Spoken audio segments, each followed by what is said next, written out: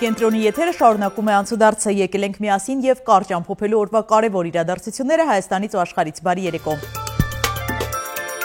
Նիկոլ Փաշինյանն աշխատանքային այցով Դանիայում է, նա վաղ առավոտյան սոցցանցի իր էջում տեսանյութ է հրապարակել և գրել. «Լուսաբացը Կոպենհագենում, Փաշինյանը օրը սկսել է հեծանիվ քշելով»։ Գալ Կոպենհագեն ու հեծանիվ չքշել հասկանալիորեն չէր ստացվի և այսօր տենց հեծանվային զբոսանքով բացեցինք այս գեղեցիկ լուսաբացը և առավոտը Կոպենհագենում։ Այնուհետև տեղի է ունեցել Նիկոլ Փաշինյանի ու Իլհամ Ալիևի հանդիպումը, սա առաջինն է վարչապետի Ալիևին ուղղված հարցադրումներից հետո։ Նա Ադրբեջանի նախագահին հորդորում էր պարզաբանել, թե ինչ նկատի ունի Զանգեզուրի միջանցք ասելով, քանի որ Հայաստանի տարածքում ու միջազգային փաստաթղթերում նման ձևակերպում չկա։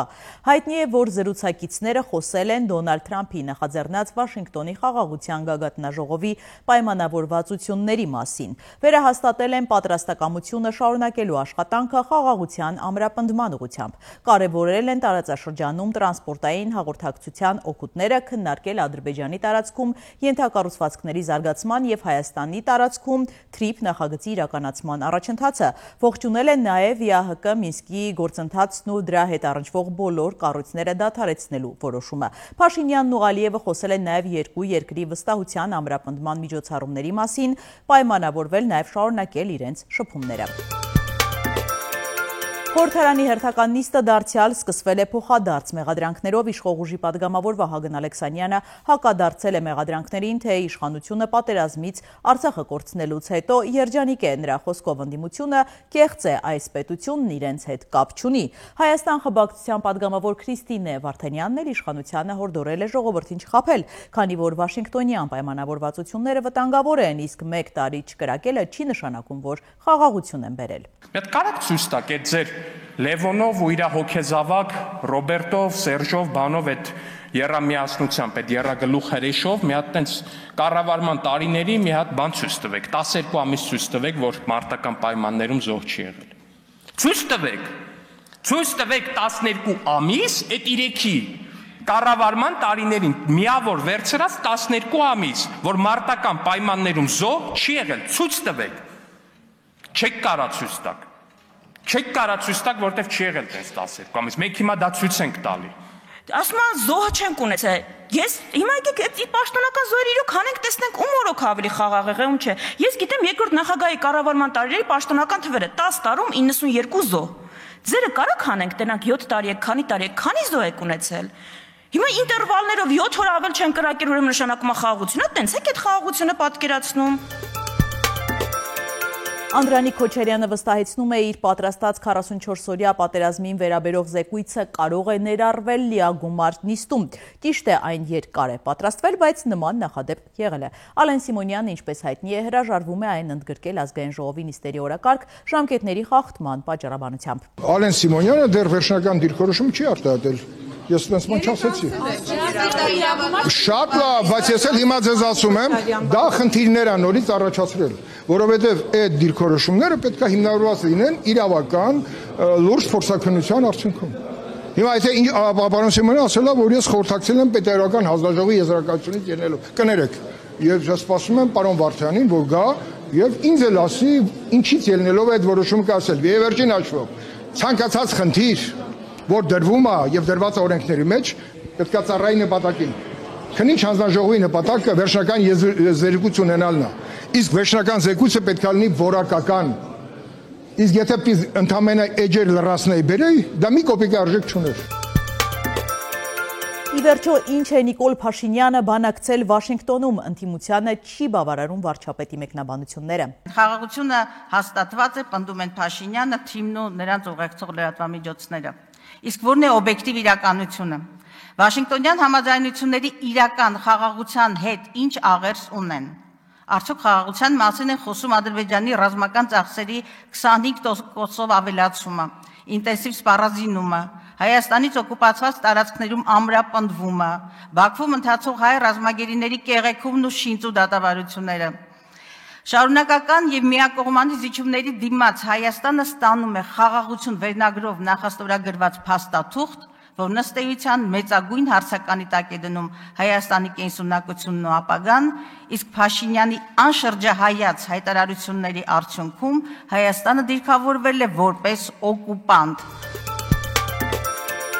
ՀՊԱ-կան Նարեկ Գրիգորյանը շփոթել է Ալեն Սիմոնյանի պաշտոնը, օգնության է հասել ինքը ազգային ժողովի նախագահը։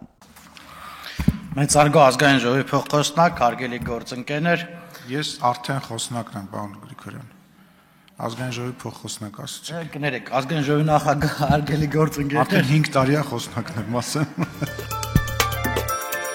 Արցախյան պատերազմի մի խումբ մասնակիցներ վերադարձրել են հայրենիքին մատուցած ծառայությունների համար ստացած մեդալները։ Լրագրողների հետ զրույցում նրանցից մեկը Հովսեփ Ղազարյանն ասել է, որ այս կառավարությունն իր սխալները սրբագրելու, չխոստովանելու համար փորձում է սրբագրել մեր պատմությունը։ Ասում է, որ վերջին 30 տարվա պայքարը, որի գաղափարով մեր հանրապետությունը հռչակվել է, կեղծ է եղել, սուտ է եղել եւ գոյություն չունի։ Այս ակցիայի շրջանակներում հանձնել եմ իմ Գարեգին Նժդեհ մեդալը, որով պարգևատրվել եմ 44-օրյա պատերազմի ընթացքում արտաքին գործողություններին մասնակցելու համար։ Ինչպես բոլորս ակնհայտ տեսնում ենք, ներկա իշխանությունը հետևողականորեն արժեզրկում եւ իմաստազրկում է այն բոլոր արժեքները, որոնց համար մենք պայքարել ենք եւ այս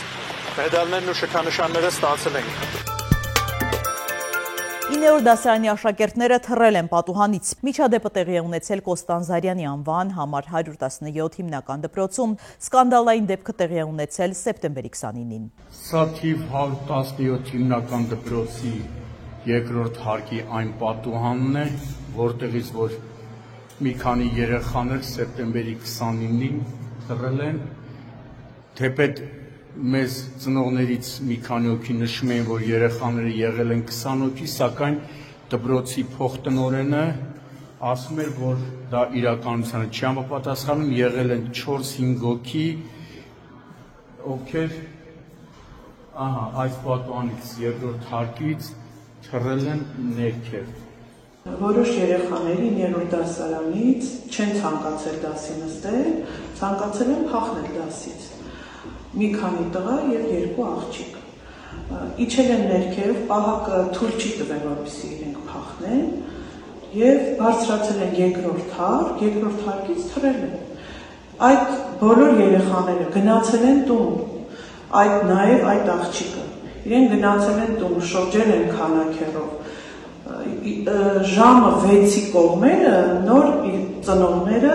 երեխային տարել են հիվանդանոց։ Եվ պարզվել է, որ կողը երեխայի ջարդվել է, բայց հիմա կյանքի վտանգ չի սպառնում, երեխան գտնվում է նորմալ վիճակում։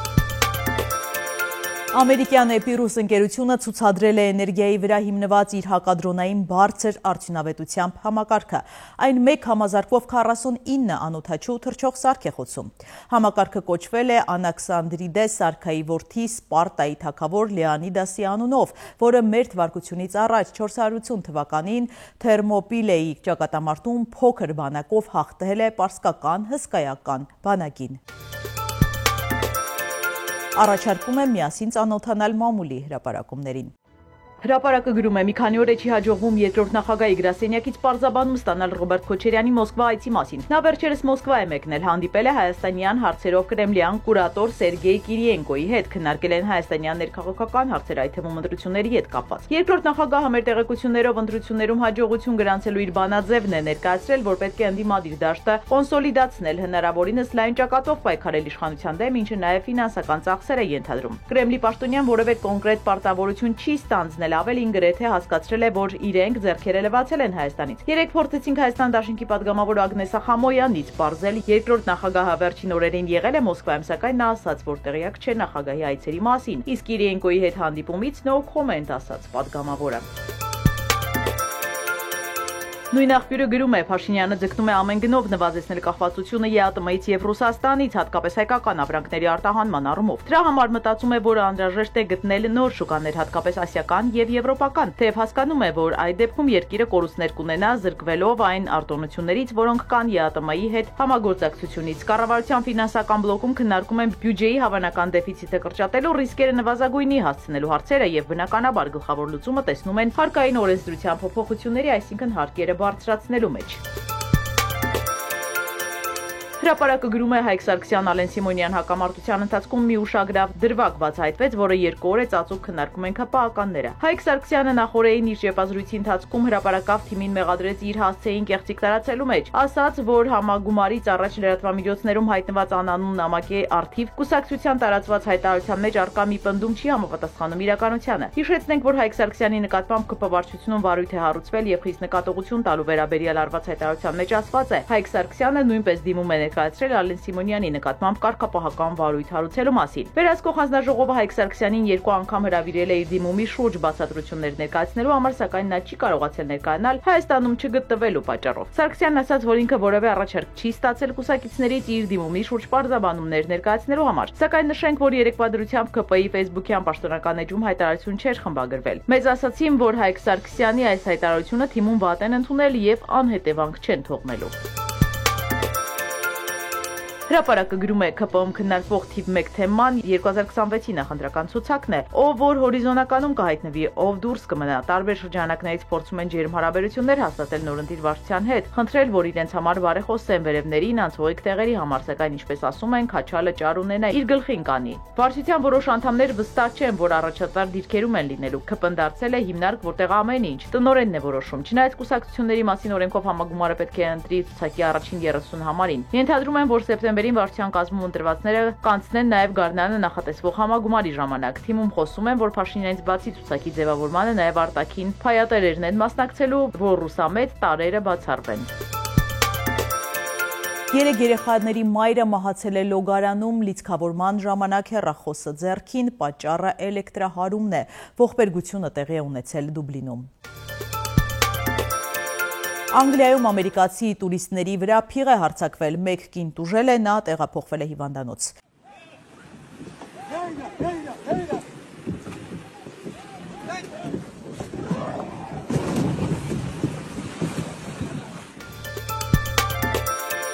Իլոն Մասկը դարձել է պատմության մեջ առաջին մարդը, որի կարողությունը կազմում է $500 միլիարդ,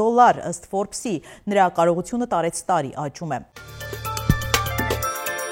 Մարդկության պատմության մեջ չափսերով երկրորդ ամենամեծ ադամանդը աճուրդի կհանվի Բրիտանիայում, այն 498 գրամ է, ահա թե ինչ տեսք ունի թանկարժեք գտածոն։